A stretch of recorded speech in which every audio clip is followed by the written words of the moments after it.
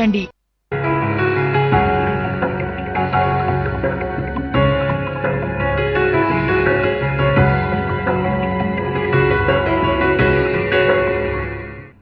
శుభోదయం అదృష్టం కార్యక్రమానికి స్వాగతం.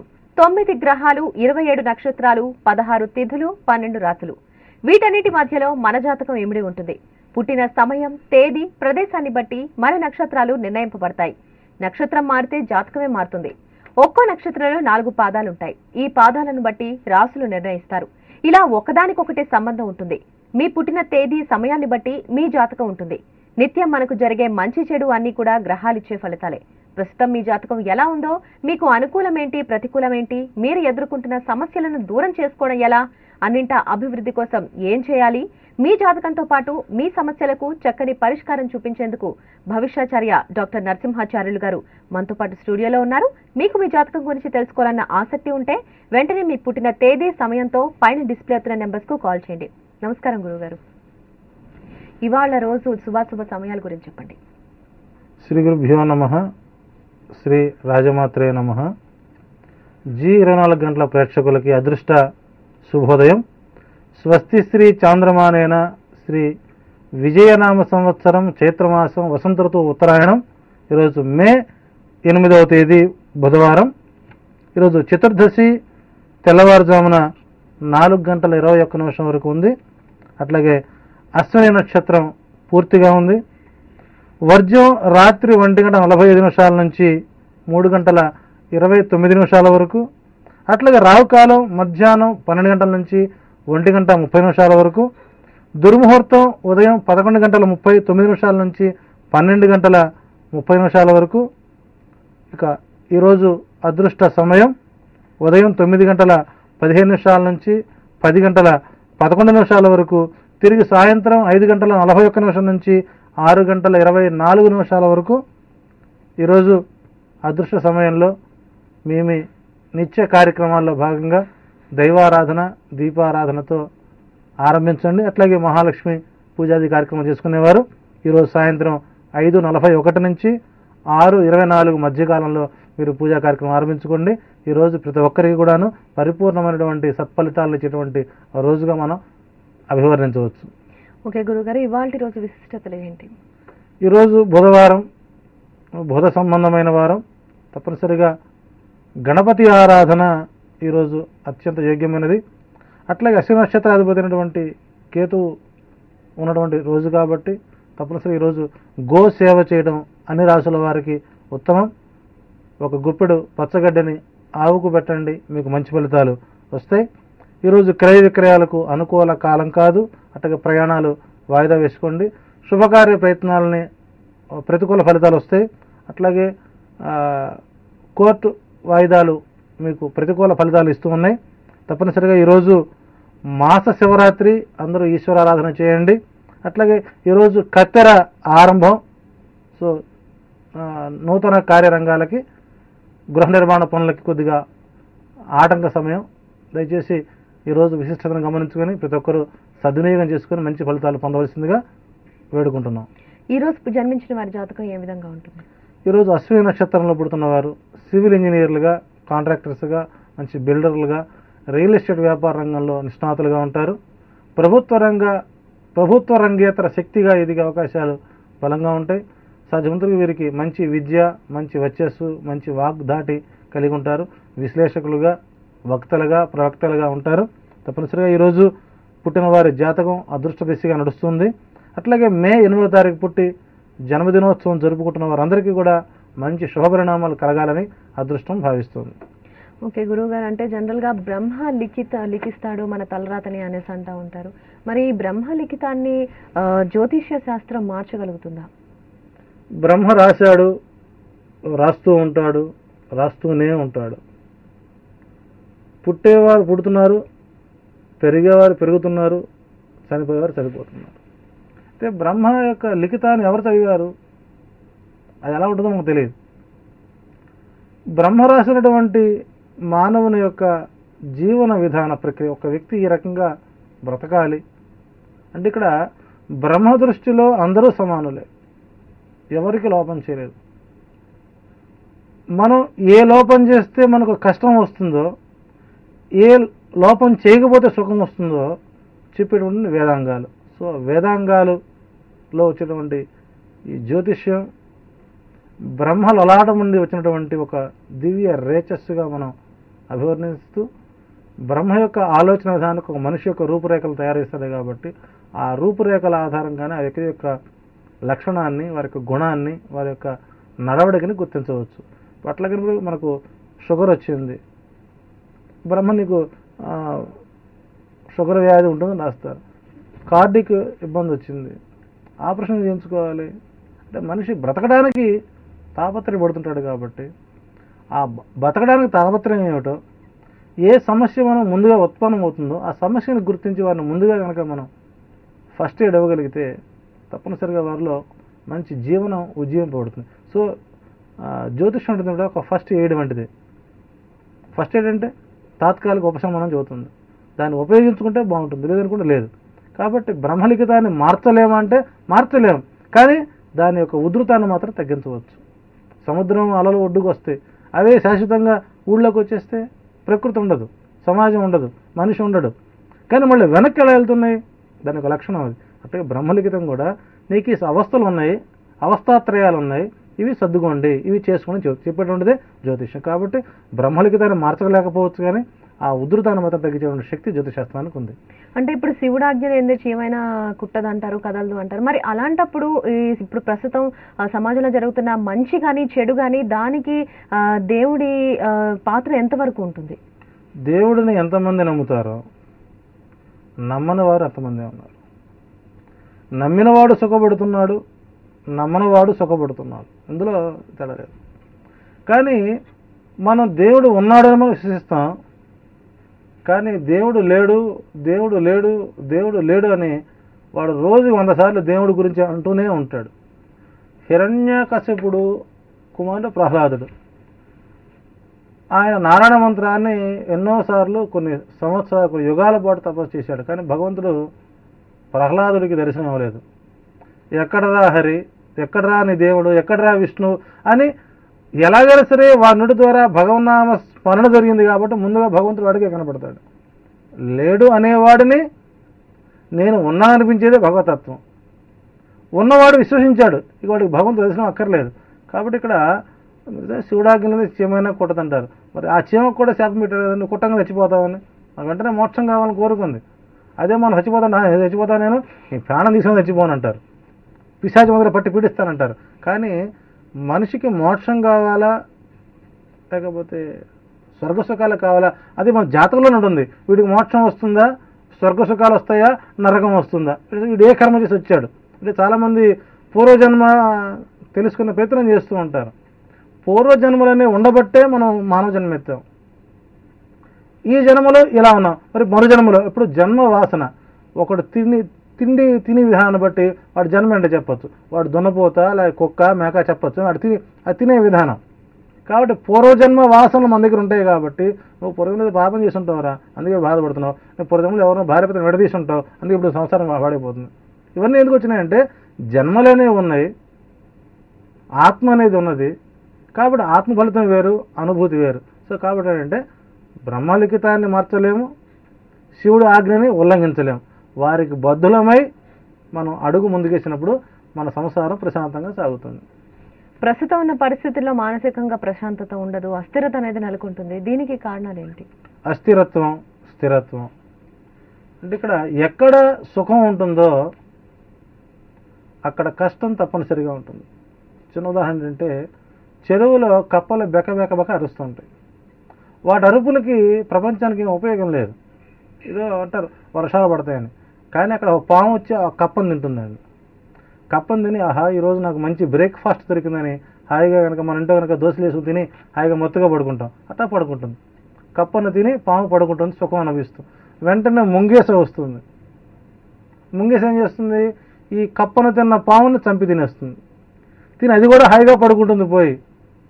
అంటే ఎక్కడ సుఖం ఉందో అక్కడ కష్టం, ఎక్కడ అసూయ ఉందో అక్కడ ద్వేషం. అంటే మానవుడు మా అంటే లేదు, నశించేవాడు మానవుడు. కాబట్టి ఇక్కడ ఆ వ్యక్తిత్వం ఏంటి, ఆ వ్యక్తి యొక్క లక్షణం ఏంటి, వీడు మంచివాడా చెడ్డవాడా, వీటి సహాయం చేయవచ్చా చేయకూడదా, ఇవన్నీ కూడా ఒక జాతక చక్రం ఫస్ట్ ఆ చక్రం చూడగానే వాడు మంచివాడు చెడు చెప్పచ్చండి, వాడు దొంగోడా, వీడు ఇటువంటి వాడు, అసలు వీడి యొక్క లక్షణం ఏంటి. అంటే ఇది పూర్తిగా మానసిక శాస్త్రంతో ముడిపడి ఉంటుంది. అంతే తప్ప ఎక్కడో యూనివర్సిటీలో కూర్చొని కోర్సులు నేర్చుకుని ఎంఏ ఆస్ట్రాలజీ, బిఏ ఆస్ట్రాలజీ అని సర్టిఫికేట్లు ఇచ్చేటువంటి జ్యోతిష్యం కాదు ఇది. అది సైంటిఫిక్ జ్యోతిష్యం. ఇది వ్యక్తికి జీన్స్గా రావాలి, తల్లిదండ్రుల దగ్గర నుంచి రావాలి, తాత ముత్తాతల నుంచి రావాలి, అనువంశికంగా రావాల్సిన శాస్త్రం ఇది. కాబట్టి ఈ శాస్త్రంలో ఎన్నో అద్భుతమైన ఫలితాలు మనం చూపించవచ్చు. కానీ ఈరోజు ఇప్పుడున్న సమాజంలో జ్యోతిష్ శాస్త్రం అంటే పూర్తిగా నమ్మకం కోల్పోయినటువంటి సందర్భాల్లో నిజమైనటువంటి శాస్త్రం బయటికి రావడం లేదు. ఓకే గురువు గారు, ఇప్పుడు ఒక బ్రేక్ తీసుకుందాం. బ్రేక్ తర్వాత మరిన్ని విషయాల గురించి గురువు గారు విశ్లేషణిస్తారు.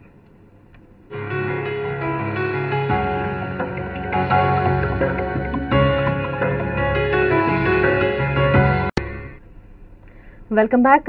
గురువు గారు, నిన్నటి ఎపిసోడ్లో మనం లగ్నం నుండి రవి 7, 8, 9 స్థానాల్లో ఉన్నప్పుడు తెలుసుకున్నాము. ఇవాళ లగ్నం నుండి రవి 10వ స్థానంలో ఉన్న వారి జాతకం ఏ విధంగా ఉంటుందో చెప్పండి. లగ్నము నుండి మీ జాతక చక్రంలో లగ్న స్థానము నుండి 10వ స్థానంలో కనుక రవి ఉన్నట్లయితే మంచి విద్యావంతులుగా, విచక్షణ జ్ఞానం కలిగిన వారి కార్యసాధన చేస్తారు. కార్యసాధకుడు ఎప్పుడు కూడాను కర్తవ్యమే దీక్షగా చేస్తూ మంచి మంచి సుకృతమైన కార్యాలు చేస్తూ ఐశ్వర్యవంతులుగా ఉంటూ ధన కనక వస్తు వాహనాలతో ఎప్పుడు సమృద్ధిగా విలాసవంతమైనటువంటి జీవితాన్ని గడుపుతూ ఉంటారు.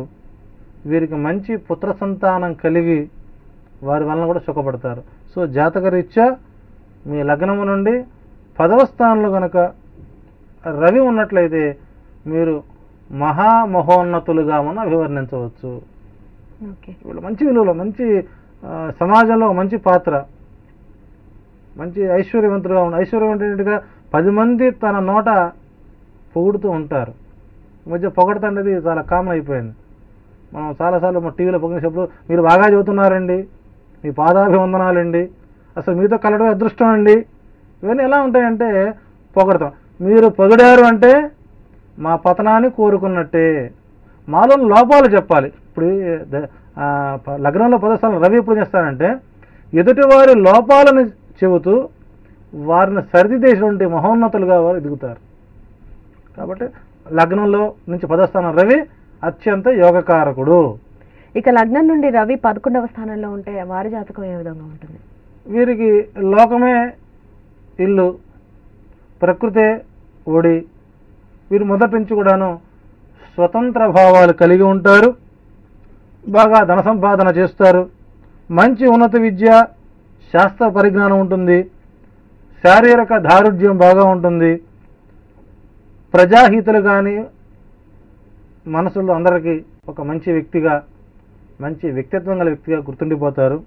వీరు కొద్దిగా స్త్రీ వ్యసనం ద్వారా జీవితంలో చివరి దశలో కొద్దిగా మాయని మచ్చ అవుతుంది. కాబట్టి ఇక్కడ లగ్నం నుంచి ఏకాదశి స్థానంలో ఉన్నటువంటి రవి మీకు అత్యంత యోగకారకుడు.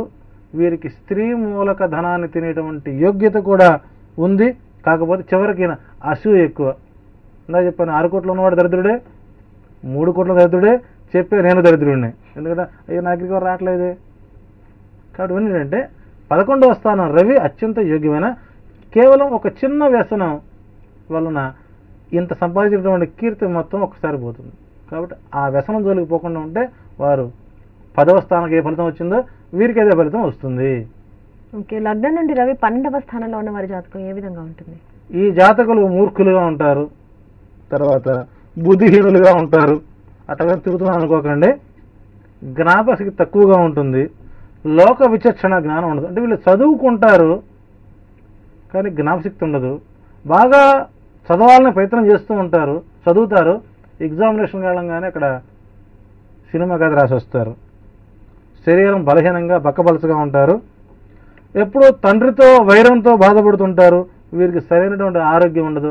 ఎప్పుడు కూడాను ఏదో నీరసంగా చూద్దాంలే, చేద్దాంలే, తిందాంలే, ఏదో ముగ్గురు పిల్లలను కానీ వాళ్ళకి పెళ్ళిళ్ళు చేసి నలుగురు మనవాళ్ళు ఇంటికి వచ్చి ఎంత వైరాగ్యం ఉంటుందో మీకు మాదిరిగా, అలాగే ఈ ఏకాదశి ఉన్నటువంటి రవి ప్రభావం మానసిక అస్థిరత్వంతో పాటు ఎక్కువగా ఎప్పుడు అసూయ ద్వేషాలతో అల్లాడుతూనే ఉంటారు. వారు ఎలా ఉంటారంటే సముద్రంలో ఉన్నటువంటి చేపల ఒడ్డుకు వస్తే ఎలా గిజగిలాడుతుందో, కష్టం వచ్చినా అలాగే ఉంటుంది, సుఖం వచ్చినా అలాగే ఉంటుంది. వారు నవ్వుతారు తెలియదు, ఏడుస్తారు తెలియదు. సో మొత్తానికి 12వ స్థానంలో రవి వారికి స్వల్ప ఫలితాలను మాత్రం ఇస్తూ ఉన్నాడు. ఓకే గురుగారు, పెళ్లిళ్ళు స్వర్గంలో నిర్ణయించబడతాయి అనేసి అంటారు. మరి అలాంటప్పుడు పెళ్లిళ్ళు విడాకుల వరకు వెళ్తూ ఉంటాయి, ప్రేమ పెళ్లిళ్ళు, పెద్దలు కుదిర్చిన పెళ్లిళ్ళు కూడా జరుగుతూ ఉంటాయి. మరి వీటన్నిటికీ కారణాలు ఏంటి? జాతకరీత్యా వీటిని ఏ విధంగా పరిష్కరించవచ్చు? సో మీరు అడిగే ప్రశ్న 100% కరెక్టే.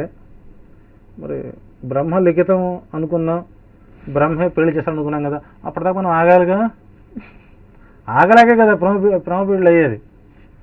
భగవంతుడు ప్రేమ పెళ్లి చేసుకొని రాయాలి. మనకు పెళ్లిళ్ళు ఉన్నాయి, దైవిక వివాహము, బ్రహ్మ వివాహము, వైదిక వివాహము, పైశాచిక వివాహము, గాంధర్వ వివాహం, 5.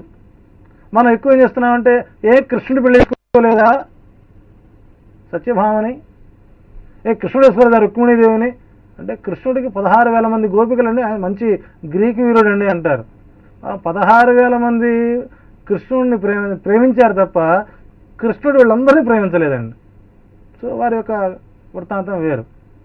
ఇక్కడ మనం ఇప్పుడు చదువుతాను, కాలసర్పదోషం కనబడుతుంది, పెళ్లి చేయొద్దు అంటాం. ఆ సమయంలో వీళ్ళకి మంచి సంబంధం వస్తుంది. అమ్మాయి అట్టుంటుంది, సోనాలి బిందే మాదిరిగానో లేకపోతే సౌందర్యంగానో ఉంటుంది. పెళ్లి చేస్తారు, మొత్తానికి కట్నం అన్నీ తీసుకుంటారు, బాగానే ఉంటుంది. వచ్చిన 3 నెలల నుంచి లోపల ఇంకా రాచపుండు మొదలవుతుంది. అసలు వీళ్ళు పెళ్లి చేయకూడదు అనుకున్నారు పిల్లవాడికి. పాపం సిద్ధాంతి గారు చెప్పారు, పోన్లే ఆయన మంచి అవుతున్నాడు కాబట్టి 30 ఏళ్ళకు పెళ్లి చేయకుంటే బాగుంటుందని. కానీ సంబంధం బాగుంది, వదిలేసేటగా అంటే ఇక్కడ ప్రేరితంగా వచ్చేవి కొన్ని. పాపం తల్లిదండ్రులు పెళ్లి చేయని ఆలోచన ఉండదండి. ఈ పక్కామో ఆ పక్కామో మొదలు పెడుతుంది. మీ అమ్మాయికి పెళ్లి చేయరా, 30 ఏళ్ళు వచ్చినాయి, చెప్పేమో ఒక సంబంధం చూడదు. కానీ వీళ్ళకి తాపత్రయం ఏంటంటే, అయ్యో వయసు అయిపోతుంది కదా, చిన్నపిల్ల అయిపోతే ఎటాగో. కాబట్టి ఇక్కడ ఎదురు చూచేటువంటి ఆనందంలో ఉన్నటువంటి సుఖం జీవితంలో ఎప్పుడు రాదండి. కాబట్టి బ్రహ్మ వివాహం చేస్తాడు, పుట్టించిన ప్రతి ఒక్క వ్యక్తికి వివాహం, 99 మందికి పెళ్లి చేస్తాడు. ఒక్కడు నాలాంటి వాడు దద్దుడికో ఏంటి చేద్దాంలే చూద్దాంలే అనుకుంటున్నా, నాకు పెళ్లి చేశాడు అనుకునే పిల్లలు. కాబట్టి ఏంటంటే ఇక్కడ ఏ సమయంలో పెళ్లి జరగాలో ఆ సమయంలో పెళ్లి జరుగుతుంది. కానీ మనం ఈ మానసిక ఇచ్చను చంపుకోలేక ప్రేమ పెళ్లిళ్ళో లేకపోతే పెద్దల యొక్క బలవంతం పెళ్లిళ్ళో లేకపోతే గాంధర్వాహాలు చేసుకుని అవుతుంటే మన జీవితాన్ని మనం పాడు చేసుకోవాలి. దానికి బ్రహ్మ సంబంధం లేదండి. నిజంగా కనుక ఆ బ్రహ్మ పెళ్లి చేస్తే బ్రహ్మకు నోటీస్ ఇస్తారు, 498A కింద బ్రహ్మను కూడా అరెస్ట్ చేయమంటారు. కానీ ఆయన చేయడు. అది నీకు ఈ సంవత్సరంలో పెళ్లి అవుతుంది, అదిగో బల సిద్ధాంతి గారు చెప్పారు, ఆ డేట్ వరకు ఆగాలి. అలా ఆగకుండా ముందుకు వచ్చిన మొత్తం అది నాకు బాగా నమ్మకం ఏంటంటే, నాకు వచ్చినటువంటి జాతక సుమారు నాకు 7,000 మంది జాతకాలు హైదరాబాద్లో నాకున్నారు. ఆ 7,000 మందిలో 100కి 70% వాళ్ళు నరసింహాచార్య గారు చెప్పాలి, ఆ డేట్కి పెళ్లి చేయాలి, అది తప్ప ఇంకో పదం లేదు. వారే సంబంధం అవసరం అయితే అంతే తప్ప ఇది జరిగితే నా బాధ్యత అంట కూడా అన్నమాట. కాబట్టి ఇప్పుడు ఒక మాటకి స్టిల్ అయి ఉండాలి. కాబట్టి ప్రేమ వివాహాలు ఎందుకు ఫెయిల్ అవుతున్నాయంటే అది మనం అసంకల్పితంగా చేసుకున్నది కాబట్టి మన జీవితం మనం బుగ్గిబాలు చేసుకుంటున్నాం. ఇంకో సమస్య వచ్చింది, ఆ రాముడి కంటే సీత పెద్దది కదండి, చిన్నపిల్లని చేసుకుంటే పెద్ద నష్టం ఏంటి అంటే, అమ్మాయి వయసు అబ్బాయి వయసు కంటే ఎక్కువ ఉంటే నష్టం ఏమిటి అంటే, సీత డేట్ ఆఫ్ బర్త్ ఎక్కడ లేదండి. ఎప్పుడు పుట్టిందో భూమిలో పుట్టింది. ఎప్పుడైనా సరే విష్ణుమూర్తి పుట్టిన తర్వాత లక్ష్మీదేవి ఉంటుంది. కాబట్టి పుట్టని దాని గురించి మనం చెబుతామని కొలత బద్ద వేశారా, అది మీకు అగ్రిమెంట్ ఇచ్చారా నేను రాముడి కంటే సీత పెద్దదని? వినడానికి ఆచరణకి అనుకూలంగా ఉంటే తప్పితే సమస్యకి పరిష్కారం కాదు. కాబట్టి అబ్బాయి కంటే అమ్మాయి పెద్దదైతే అబ్బాయికి ఆయుక్షీణం. అందుకే చూడండి, ఈ మధ్య పూర్వంలో 7 సంవత్సరాల గ్యాప్లో వివాహం చేయాలి. అబ్బాయికి అమ్మాయికి మధ్య సుమారు 7 సంవత్సరాలు ఉండాలి. ఇప్పుడు 7 రోజులు ఉన్నా కూడా ఒప్పుకోవట్లేదండి. అంతా సమానం, ఒకేలా ఉండాలి. కింద పీట కూడా వేసుకోకూడదు, అబ్బాయితో సమానంగా ఉండాలి, తల పైకెత్తి చూడాలి. ఇట్లా ఎప్పుడైతే వివాహ వ్యవస్థలో ఇప్పుడు మ్యారేజ్ బ్యూరోస్ ఉన్నాయండి, ఈ మ్యారేజ్ బ్యూరోస్ వాళ్ళే ఈ జాతకం అమ్మాయి కలిసింది చేసేయచ్చు. వాళ్ళకి ఏం తెలుసండి, అంటే గాడిద పని గాడి చేయాలి, కుక్క పని కుక్క చేయాలి. ఈ రెండు పనులు ఒకళ్ళే చేసేప్పుడు అవుతుందంటే వాళ్ళే మ్యాటర్ మీద పెట్టి వాళ్ళ జాతకాలు చూపించి వాళ్ళే కంపార్టబుల్ చూసి వాళ్ళే పెళ్లి చేస్తే అవన్నీ చాలా వరకు విఫలమవుతున్నాయి. కారణం ఒక సిద్ధాంత ప్రక్రియ మనం పోవట్లేదు. సరే నమ్మని వాడికి పోతున్నారు, చేసుకుంటారు, విడిపోతున్నారు. ఇన్ని సక్రమంగా ఉంటే ఈరోజు కోర్టులో ఎందుకు డైవర్స్ కేసులు అప్లై అవుతున్నాయి? ఇవన్నీ జాతకాలు చూసి కాదు, మనోభావాలు అర్థం కాక మనం ఇచ్చినటువంటి ధర్మాన్ని తప్ప ఎప్పుడైతే ముందుకు వచ్చామో ఈ కర్మలు వస్తాయి. కాబట్టి తప్పనిసరిగా బ్రహ్మచేత నిర్మించబడిన వివాహం ఎప్పుడు కూడాను శాశ్వత పరిష్కార మార్గం అవుతుంది తప్ప మరొక పరిష్కారం మాత్రం కాదు. ఇక ఇంట్లో ఉండే పెద్దలు, వృద్ధులకి వాళ్ళకి ఆరోగ్యపరంగా మంచిగా వాళ్ళు ఉండడానికి కానీ ఆరోగ్యపరంగా ఎలాంటి సమస్యలు లేకుండా ఉండడానికి జాతకరీత్యా ఎలాంటి సహాయం చేయొచ్చు వాళ్ళకి? అది ఎప్పుడు చెబుతాను, 40 సంవత్సరాలు దాటిన వారికి వ్యక్తిగత జాతకాలు పనిచేయమని. 40 ఏళ్ల వయసు మానవుడికి ఒక 90% ఆయుష్ వచ్చినట్టండి. మనకు బ్రహ్మ ఇచ్చినటువంటి ఆయుర్దాయం 40 సంవత్సరాలు. మరి 100 ఏళ్ళు బతకమంటారు కదండి, దినగండాలతో బతకండి అని చెప్పాడు. ఎందుకు? ఇప్పుడు చాలామంది కాల్స్ అడగరు, ఏమన్నా 40 ఏళ్ళు నువ్వు చెప్పనంటారని. కనీసం మా జ్యోతిషంలో నన్ను క్వశ్చన్ వేయలేదు ఇంతవరకు. అంటే ప్రేక్షకుల క్వశ్చన్ నేనే సమాధానం చెప్పుకుంటున్నాను. బ్రహ్మ మనకిచ్చిన ఆయుర్దాయం 40 ఏళ్ళు. ఎలాగూ భరద్వాజ మహర్షి బ్రహ్మ దగ్గరికి వెళ్ళాడు. అయ్యా మీరు 4 వేదాలు అప్పచెప్పారు, 4 సబ్జెక్టులు అవి, ఋగ్వేదము, యజుర్వేదము, సామ, అధర్వణ వేదాలు 4 సబ్జెక్టులు. ఒక సబ్జెక్టు పాస్ అవడానికి నా 40 ఏళ్ళ వయసు చాలేదండి, ఇంకేదన్నా కొద్దిగా ఎక్స్టెన్షన్ చేయమన్నాడు. ఆయుష్ అందరికీ 40 ఏళ్ళు పెట్టాడండి. మన ఒక్కడ ప్రపంచంలో మానవులు మనమే కాదు, 36 కోట్ల జీవరాశులు ఉన్నాయి, అందరికి ఒకే ఆయుష్ ప్రమాణం పెట్టాడు. ఏమయ్యా నువ్వు 40 ఏళ్ళు అడిగావు కదా, సరే నీకు లోన్ ఒక 20 years లోన్ ఇస్తాను నీకు. అక్కడ గాడిద ఒకటి, నాకు వయసు వద్దు వస్తుంది, ఆ గాడిద నీకు ఒక 20 years లోన్ ఇస్తుంది తీసుకోమన్నాడు. అప్పు, అదిగో అక్కడ అప్పు మొదలైన జీవితానికి. 20 years తీసుకున్నాడు, ఆనందంగా తిరిగి వచ్చాడు. తిరిగి వచ్చిన తర్వాత మళ్ళీ 60 yearsకి మళ్ళీ వెళ్ళాడు బ్రహ్మ దగ్గరికి. ఏమయ్యా మళ్ళీ వచ్చావు, 2 సబ్జెక్టులు పాస్ అయ్యారు, నీకు 2 సబ్జెక్టులు పాస్ కాలేదన్నాడు. అయితే ఇప్పుడు ఏమిటి, మళ్ళీ లోన్ ఎక్స్టెన్షన్. అదిగోనే అక్కడ కోత వచ్చింది, సరే కుక్క వచ్చింది, ఆ కుక్క నేను కాపలా కాయలో నడుస్తుంది, అక్కడి నుంచి 10 తీసుకోమన్నాడు. 10 తీసుకున్నాడు, 70. మళ్ళీ భూలోకానికి వచ్చాడు, మళ్ళీ వల్ల వేశాడు. ఇట్లా 4 వేదాలు అంటే గాడిద నుంచి ఒక 20, కుక్క నుంచి కొంత, కోతి నుంచి కొంత, 3 జీవరాశుల నుంచి 3 20 60 అప్పు తీసుకున్నాడు. మొత్తం 100 ఏళ్ళు పూర్తయినాయి. అయితే దీనికి ఏమిటి సొల్యూషన్ అంటే 40 ఏళ్ల వరకు మానవుడు నిత్య జీవితంలో ఆయన యాంత్రిక జీవితం నడుపుతాడు. పెళ్లి, సంసారం, విద్య, ఉద్యోగం. 40 ఏళ్లకి పెళ్ళి అయింది, 2 పిల్లలు పుట్టాడు.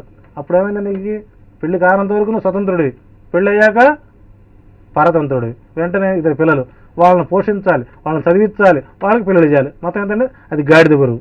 40 నుంచి 60 గాడిద బరువు. మొత్తానికి 60 ఏళ్ళు కష్టపడ్డావు, 2 పిల్లలను కన్నావు, వాళ్ళకి పెళ్ళి చేసావు, వాళ్ళకి పిల్లలు పుట్టారు.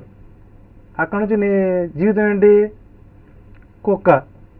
మామయ్య గారు నేను బజార్కి వెళ్ళి వస్తాను, ఈ పిల్లలను చూస్తుండండి. అత్తయ్య గారు ఆ చింటూ గాడికి 2 బిస్కెట్లు పెట్టండి, ఆకలేసి ఏడుస్తాడు. మళ్ళీ ఇకేమవుతుందండి, కొడుకు కూడా హాయిగా జూయమంటూ బండి వెళ్తుంటారు, ఈ పిల్లలను చూసుకుంటూ వీళ్ళు కాపలా కాస్తుంటారు, కుక్క కాపలా. అది అయిపోతుంది. ఈ పిల్లలు పెరిగారు, మా అమ్మ దగ్గర పడుకునే వాసన వస్తుంది, ఏదో రోగాలు వస్తాయి. వెంటనే అత్తయ్య గారు పిల్లలు ముట్టుకోకండి, మీరు మామయ్య గారు పిల్లల దగ్గరికి వెళ్ళకండి. ఇక చేదరింపులు, చితకలు మొదలవుతాయి. వెంటనే వస్తుంది, అబ్బా గాడిద బరువు అయిపోయింది, కుక్క కపలకాసం, ఇప్పుడు మనం కోతి జన్మ, ఇంట్లో ఉండాలా, వృద్ధాశ్రమాన్ని చేరాలా? చూసారా ఎంత పరిణామం వచ్చిందో. కాబట్టి 40 ఏళ్ల వరకు వ్యక్తి జీవితం పటిష్టంగా తయారు చేసుకోవాలి. 40 ఏళ్ల వరకు మీరు ఏ పుణ్య కార్యాలు చేశారో అవి పిల్లల ద్వారా మీకు యోగంగా మారుతాయి. కాబట్టి 40 ఏళ్ళు దాటిన తర్వాత వ్యక్తిగత జాతకాలు పనిచేయవు, దయచేసి అలా చూపించి మీరు మోసపోవద్దు. థ్యాంక్ యూ గురుగారు, కాలర్స్ కి మంచి సలహాలు అందించినందుకు. చూసారు కదండి, ఇది వాళ్ళ అదృష్టం కార్యక్రమం. చూస్తూనే ఉండండి 04 గంటలు.